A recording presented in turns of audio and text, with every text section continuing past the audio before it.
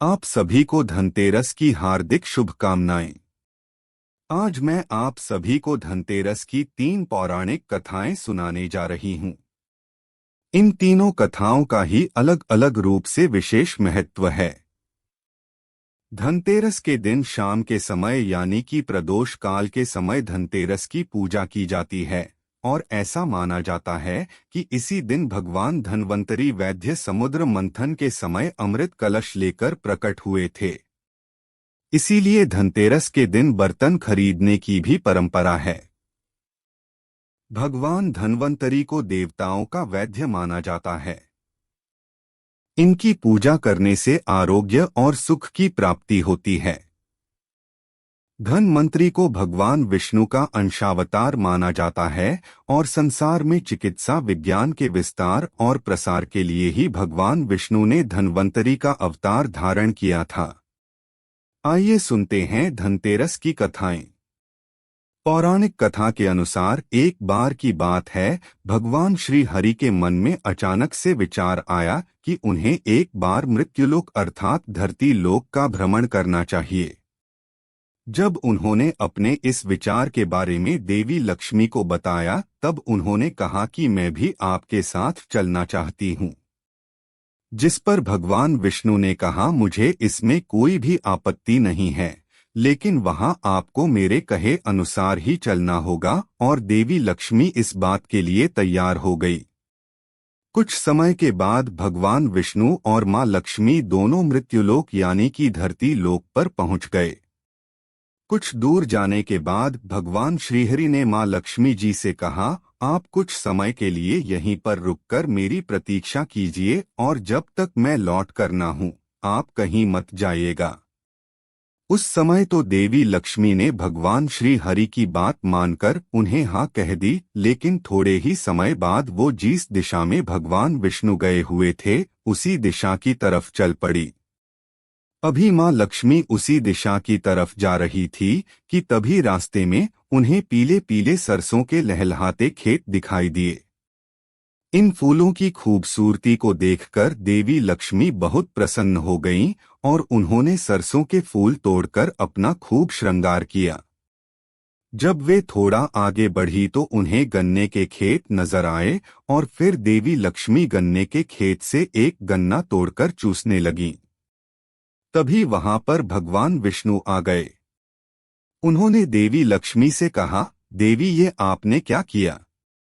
मेरी आज्ञा का पालन ना कर किसान के खेत में चोरी करके तुमने मुझे बहुत दुख पहुंचाया है, और जो चोरी तुमने की है मैं उसके लिए तुम्हें श्राप देता हूं कि तुम्हें इस किसान के घर पर 12 वर्ष तक रुककर उसकी सेवा करनी होगी। इतना कहकर भगवान विष्णु क्षीरसागर को चले गए। जिसके बाद महालक्ष्मी जी 12 वर्षों तक किसान के घर पर रुककर उसकी सेवा करती रही। देवी लक्ष्मी एक गरीब औरत का रूप धारण कर उस किसान के घर पर जाती है और किसान उन्हें अपनी बेटी की तरह अपने घर पर रखने के लिए तैयार हो जाता है। इस प्रकार देवी लक्ष्मी के किसान के घर में निवास करने से उसका घर धन धान्य से भर गया और 13वें वर्ष जब भगवान श्री हरि देवी लक्ष्मी को लेने के लिए आए, तब किसान ने देवी लक्ष्मी को विदा करने से मना कर दिया। तब भगवान श्रीहरि ने किसान को समझाया कि मां लक्ष्मी जी कहीं भी एक जगह पर नहीं रुक सकती। ये तो चुन चला है, परंतु फिर भी किसान कुछ भी सुनने को और कुछ भी मानने को तैयार ही नहीं था। किसान की जिद देखकर देवी लक्ष्मी को एक उपाय सूझा। उन्होंने किसान से कहा, कल तेरस के दिन तुम अपने घर की अच्छे से साफ सफाई करके शाम के समय घी का दीपक जलाकर मेरी पूजा करना। इसके साथ ही तांबे के एक कलश में सिक्के भरकर मेरे लिए रखना और मैं फिर उसी कलश में वास करूंगी। ऐसा करने से मैं तुम्हारे घर में फिर से 1 वर्ष के लिए निवास कर पाऊंगी। तब देवी लक्ष्मी के कहे अनुसार किसान ने ठीक वैसे ही किया और इस प्रकार किसान के घर में धन धान दोबारा लौट आया, जिसके बाद वह हर वर्ष तेरस के दिन मां लक्ष्मी जी की पूजा विधि विधान से करने लगा, जिसके प्रभाव से उसके घर में देवी लक्ष्मी का वास हो गया। मान्यता है कि कार्तिक के कृष्ण पक्ष की त्रयोदशी तिथि को धनतेरस का तिहार तभी से मनाया जाने लगा। धनतेरस की दूसरी पौराणिक कथा के अनुसार किसी समय में एक राजा थे जिनका नाम हेम था। देव योग से उन्हें पुत्र रत्न की प्राप्ति हुई। ज्योतिषियों ने जब बालक की कुंडली बनाई तब उन्हें पता चला कि बालक का विवाह जिस दिन होगा उसके ठीक 4 दिन के बाद वह मर जाएगा। राजा इस बात को जानकर बहुत दुखी हुआ और राजकुमार को ऐसी जगह पर भेज दिया जहां पर किसी भी स्त्री की परछाई तक ना पड़ पाए। दैवयोग से एक दिन एक राजकुमारी उधर से गुजरी और दोनों ने एक दूसरे को देखा और देखकर एक दूसरे पर मोहित हो गए और उन्होंने गंधर्व विवाह कर लिया। विवाह के पश्चात विधि का विधान सामने आ गया और विवाह के ठीक 4 दिन बाद यमदूत उस राजकुमार के प्राण लेने के लिए पहुंच गए। जब यमदूत राजकुमार के प्राण लेकर जा रहे थे, उसी वक्त नवविवाहिता उसकी पत्नी का विलाप सुनकर उनका हृदय भी द्रवित हो उठा। परंतु विधि के अनुसार उन्हें तो अपना कार्य करना ही था। यमराज को जब यमदूत कह रहे थे, उसी वक्त उनमें से एक ने यमदेवता से विनती की, हेमराज, क्या कोई ऐसा उपाय नहीं है जिससे मनुष्य अकाल मृत्यु से दूर हो जाए? दूध के इस प्रकार अनुरोध करने से यमदेवता कहने लगे, हेतु अकाल मृत्यु तो कर्म की गति है, इससे मुक्ति का एक आसान सा उपाय मैं तुम्हें बताता हूँ। सो सुनो, कार्तिक मास के कृष्ण पक्ष की त्रयोदशी तिथि को रात के समय जो प्राणी मेरे नाम से पूजा करके और दीप प्रज्वलित करके दक्षिण दिशा की तरफ भेंट करता है, उसे अकाल मृत्यु का भय नहीं रहता। और यही कारण है कि धनतेरस की रात को लोग घर से बाहर दक्षिण दिशा की तरफ मुंह करके दीप जलाकर रखते हैं।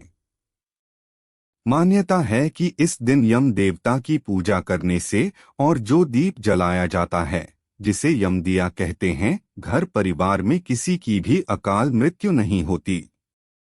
धनतेरस के दिन मां लक्ष्मी जी और धन्वंतरी भगवान के अलावा कुबेर देवता की भी पूजा की जाती है। और कुबेर देवता की कथा के अनुसार पूर्वजन्म में कुबेर भगवान एक गुणनिधि नाम के गरीब ब्राह्मण हुआ करते थे। बचपन में उन्होंने अपने पिता से धर्मशास्त्र की शिक्षा प्राप्त की, लेकिन गलत संगत में आने के कारण उन्हें जुआ खेलने और चोरी की लत लग गई। गुणनिधि की इन हरकतों से परेशान होकर उनके पिता ने एक दिन उन्हें घर से बाहर निकाल दिया। घर से निकाले जाने के बाद उनकी हालत बहुत तय नहीं हो गई और वो घर घर जाकर लोगों से भोजन मांगने लगे। एक दिन की बात है, गुणनिधि भोजन की तलाश में गांव-गांव भटक रहे थे, लेकिन उस दिन उन्हें किसी ने भी भोजन नहीं दिया। इसके बाद गुणनिधि भूख और प्यास से व्याकुल हो गई। भूख और प्यास के कारण गुणनिधि भटकते भटकते जंगल की ओर निकल पड़े। जंगल में पहुंचने पर उन्हें कुछ ब्राह्मण भोग की सामग्री ले जाते हुए दिखाई दिए। भोग की सामग्री को देखकर गुणनिधि की भूख और भी ज्यादा बढ़ गई और खाने के लालच में वो ब्राह्मणों के पीछे पीछे चल दिए। ब्राह्मणों का पीछा करते करते गुणनिधि एक शिवालय में अर्थात शिवजी के मंदिर में आ पहुंची, जहां उन्होंने देखा कि ब्राह्मण भगवान शिवजी की पूजा कर रहे थे और भगवान शिव को भोग अर्पित कर रहे थे। इस प्रकार वे ब्राह्मण भोग अर्पित करने के साथ ही भजन कीर्तन में मग्न हो गई। गुणनिधि मंदिर में जाकर भोजन चुराने की ताक में बैठ गए। उन्हें भोजन चुराने का मौका रात में तब मिला जब भोजन कीर्तन समाप्त कर सभी भ्रमण सो गए थे। तब गुणनिधि चुपके चुपके दबे पांव भगवान शिव की प्रतिमा के पास जा पहुंचे, लेकिन वहां पर तो इतना अंधेरा था कि उन्हें कुछ भी नजर नहीं आया। इसलिए उन्होंने एक दीपक जलाया, लेकिन वह दीपक हवा के कारण पूछ गया और यह क्रम बार बार चलता रहा। थोड़ी ही देर में वहां से भोग प्रसाद चुराकर भागने की वो कोशिश करने लगे। भागते समय एक ब्राह्मण ने उन्हें देख लिया और चोर चोर कहकर चिल्लाने लगा।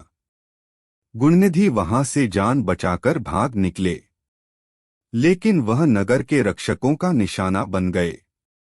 भोजन चुराकर भागते समय गुणनिधि की मृत्यु हो गई, लेकिन अनजाने में उनसे महाशिवरात्रि के व्रत का पालन हो गया, जिसके कारण वह उस व्रत के शुभ फल के हकदार बन गए थे।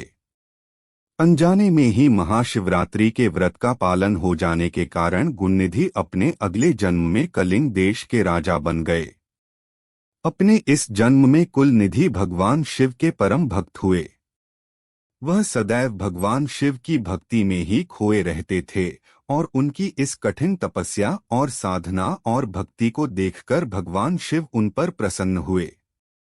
भगवान जी की ही माया थी, जिसके कारण एक गरीब ब्राह्मण धन के देवता कुबेर कहलाए और संसार में पूजनीय बन गए।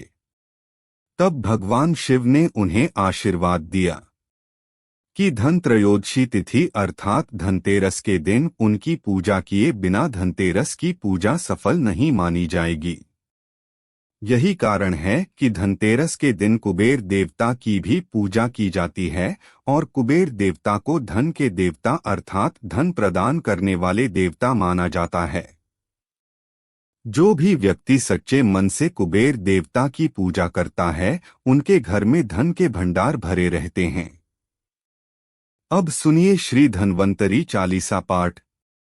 करुण वंदना गुरु चरण रज हृदय राखी, श्री राम मातृ पितृ चरण नमन करु प्रभु कीर्ति करु बखान। तब वो कीर्ति आदि अनंत हैं, विष्णु अवतार अभिषेक महान हृदय में आकर विराज ये जय धन्वंतरी भगवान बोले धन्वंतरी भगवान की जय जय धन्वंतरी जय रोग आरी सुन लो प्रभु तुम अरज हमारी तुम्हारी महिमा सब जन गावे सकल साधुजन ही हर्षावे। शाश्वत है आयुर्वेद विवि कला तुम्हारी कृपा से सब जग जाना कथा अनोखी सुनी प्रकाश वेदों में जो लिखी ऋषि व्यासा कुपित। सालसा दिनहा सब देवन को श्रापा श्रीहीन भाई सब तब ही दर दर भटके हुए दर ही गई ब्रह्मा। भयु अशोका परम पिता ने युवती विचारी स्थल समीप गए त्रिपुरारी उमापति संग सकल पद आरे रमापति के चरण पखारे। आपकी माँ या आप ही जाने यानी उपाय है आप ही बोले रशद सिंधु में गोले सिर सिंधु में और सुधार इत निकाह से प्रभु लीलाधारी मंदराचल। दानवों से अगवाई कराई देव जनों को पीछे लगाया तल पृष्ठ को स्वयं हाथ लगाया मंथन हुआ भयंकर भारी तब जन्मे प्रभु लीलाधारी अंशतार तब आप ही धन सौमित चतुर्भुज रूप बनाया। सब देवों ने गाया अमृत कलश लिए एक भुजा आयुर्वेद औषधि कर दूजा जन्म कथा है बड़ी निराली सिंधु में उपजे कृत जो मथानी। नहीं कांति अमर वैभव से मिट्टी अशांति कल्पवृक्ष के आप है साहो उधर जीव जंतु के आप है सहजन आपकी कृपा से आरोग्य पावाह सुगरण है। बाबू आरु बढ़ावा देव अश्विनी कुमार स्तुति करत सब अभिषक परिवार धर्म अर्थ काम मोक्ष आरोग्य हैं सर्वोत्तम शिक्षा तुम्हारी कृपा से धन मराजा बना तापसी नरबू राजा। आए अब जो रूप धन्वंतरी कहलाए सकल ज्ञान कौशिक ऋषि पाए कौशिक पौत्र सुश्रुत कहलाए 8 अंग में किया विभाजन विविध रूप में गावे सज्जन अथर्ववेद से विक्रय आयुर्वेद ना मालक रहे ऊर्जावान चिकित्सा शल्य जरा दृष्टवा जी सा माधव निदान चरक चिकित्सा कश्यप। ये चरक संहिता जय माधव जय सुश्रुत संहिता आप है सब रोगों के शत्रु उदार नेत्र मस्तिष्क और जत्रु सकल औषधि में है। व्याप्ति भी शक मित्र आतुर के साथी विश्वामित्र ब्रह्मऋषि के आनी सकल औसत ज्ञानी बकानी भारद्वाज ऋषि ने भी गाया को सुनाया काय चिकित्सा बनी एक शाखा जग में फहरी शल्य पताका कौशिक कुल में जन्म आधा सा भी शक वरनाम वेद प्रकाश धन्वंतरी का लिखा चालीसा नित्य गावे होवे वाजीसा। धाबी बल वैभव संपन्नता वेरु अमृत कलश लिए हाथ जरा व्याधि मद लोभ मोह हर करो विश्वनाथ हितेश श्री धन्वंतरी चालीसा जय धन्वंतरी देव स्वामी जय धन्वंतरी जी देवा जरा रोग से पीड़ित जन जन सुख देवा स्वामी जय धन्वंतरी देवा तुम समुद्र से निकले अमृत कलश लिए देवासुर के संकट आकर दूर की स्वामी जय धन्वंतरी देवा। आयुर्वेद बनाया जग में फैलाया, सदा स्वस्थ रहने का साधन बतलाया। स्वामी जय धन्वंतरी देवा। भुजाचार अति सुंदर, शंख सुधाधारी। आयुर्वेद वनस्पति से शोभा अति भारी। स्वामी जय धन्वंतरी देवा। तुमको जो नित ध्यावे, रोग नहीं या वे असा। आधे रोग भी उसका निश्चय मिट जावे।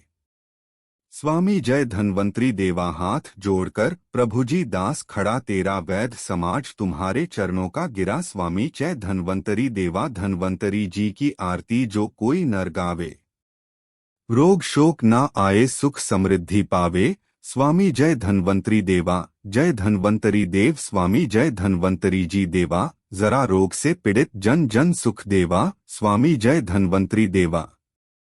उम्मीद है यह वीडियो आपको पसंद आई होगी।